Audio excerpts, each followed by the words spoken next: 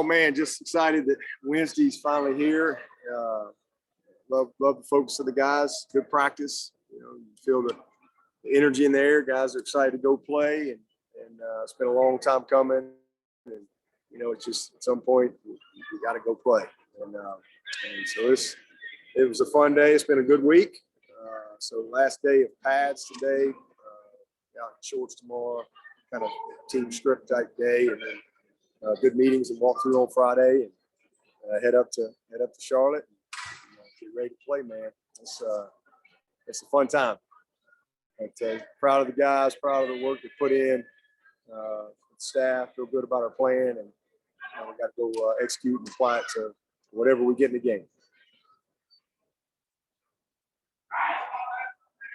We'll take any questions. Hey, Coach Trevor Gross from CUTigers.com. You've got a lot of sophomores, guys like Walker, Parks, even DJ.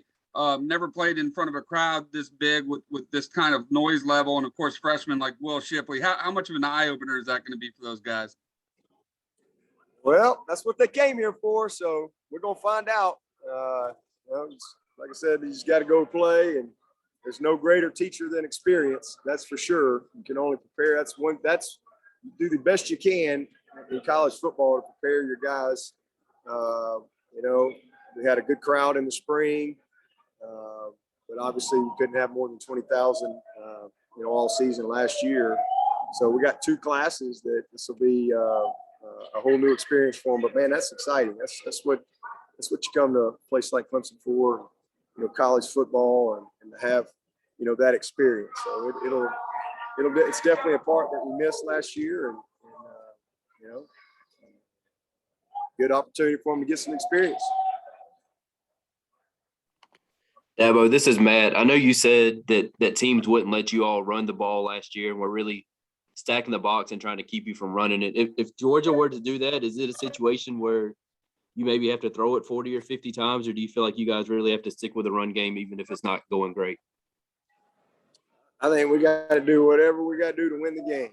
If it's run at 70, if it's throw at 70, the object's to win the game. So we got to do whatever we got to do.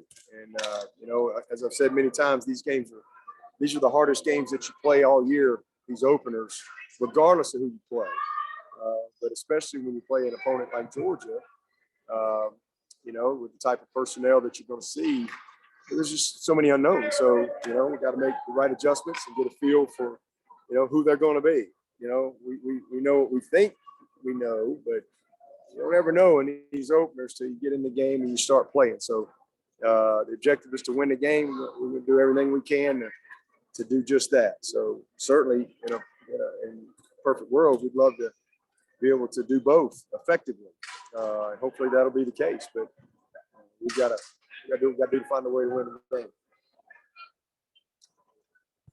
Dabo, this is Larry Williams. I know you said what you said yesterday about you're not going to talk about availability, but I have to ask once, can you confirm that Tyler Davis is out for this game with COVID?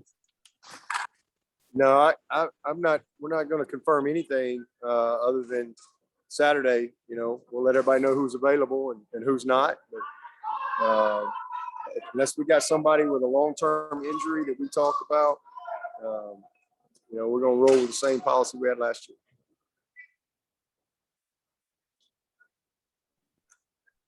Coach, it's Trevor again. You mentioned you think you know who Georgia is, but never really know in an opener. With the losses they've sustained, particularly on offense, they've lost a lot of pass catchers, a couple tight ends, maybe a starting center. How much more uncertainty does that add to it? And what do you expect to see from them from a tight end position? Well, it adds a bunch because again, you can only prepare for what they've done and what you think they could do. You do the best you can with that, and you're basing it on personnel on tape that's no longer with them. And so, we have new people, they have new people. So again, that's certainly another aspect that makes these type of games really challenging.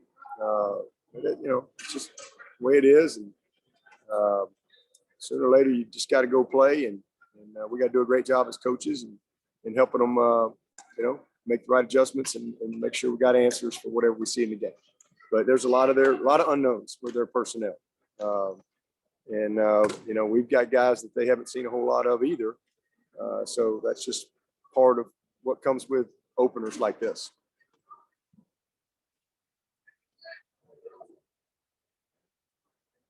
Anything else for Coach? Dabo, you mentioned a little bit in following up on some of the stacking the box against the run, how important it is for you guys to have receivers that can stretch the field and kind of open up some of those lanes a little bit. Where do you feel like your receiving core is with that?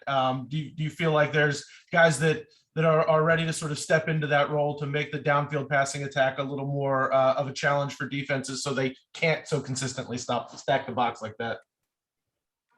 Yeah, I mean, that's what football is all about is being able to take advantage of matchups, take advantage of, your best opportunity, put yourself in the best case scenario. That's why a lot of people have RPOs now. The quarterback dictates, instead of having to always call a perfect play, the quarterback, makes you right based on how you trained him up. And that's in the run game, the pass game, the screen game, whatever it may be. But it certainly helps when people are sold out to take one part of your game away to be really effective in the other part. That's what creates balance. I feel great about our guys. I feel great about our guys. There's some games where you're going to have to beat people that way because they're committed to stopping certain aspects and you want to be effective. But, also you got to be smart.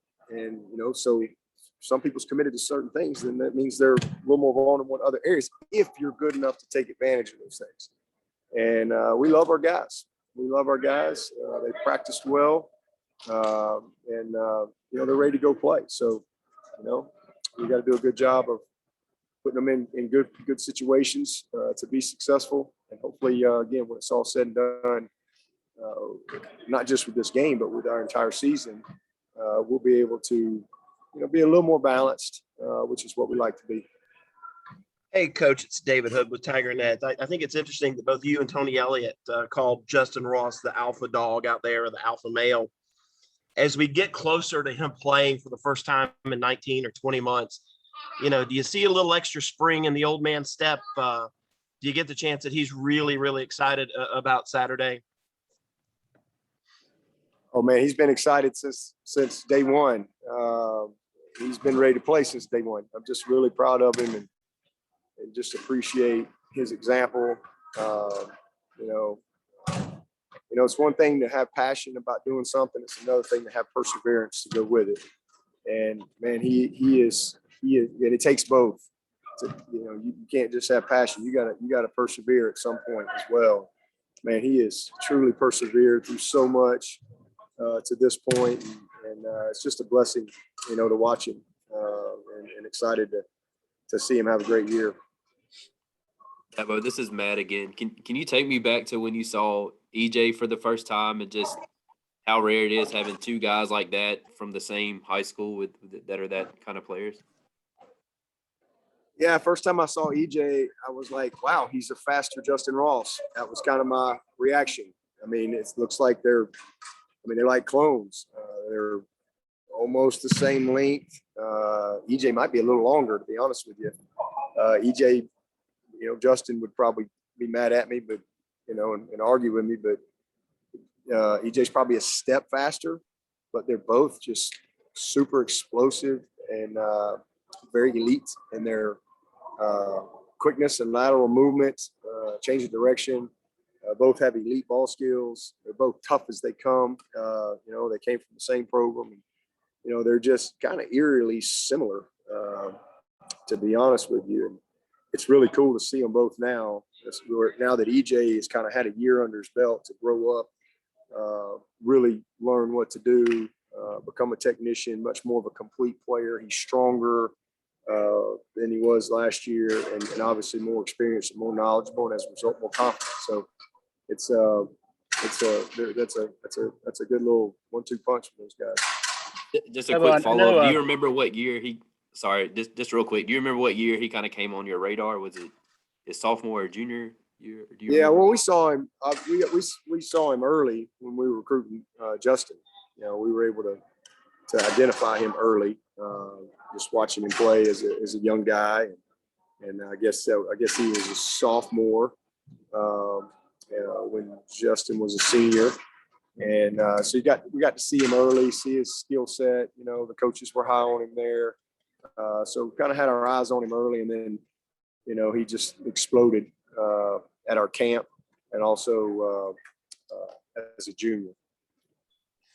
Dabo, I know Jordan Davis gets a lot of acclaim among their defensive linemen, but what were your thoughts or your impressions when you first got a look at Jalen Carter, 88, on the cut-ups of him as a freshman last year?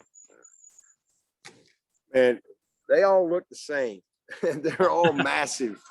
I mean, you just change the numbers out. 88, 95, 99, 44 is kind of 44 is kind of like Christian was here in that, he can go play 3 technique. He can play 9 technique, legit DN. I mean, they're just all across the board. They're just all massive, but that's what they recruited to. And they move the pocket. They're incredibly difficult to move, even with double teams. You rarely ever, I don't care who they play, Alabama, whoever, Alabama, watching them on tape, they were pretty dadgum special in that offensive line last year, but everybody has a hard time moving these dudes.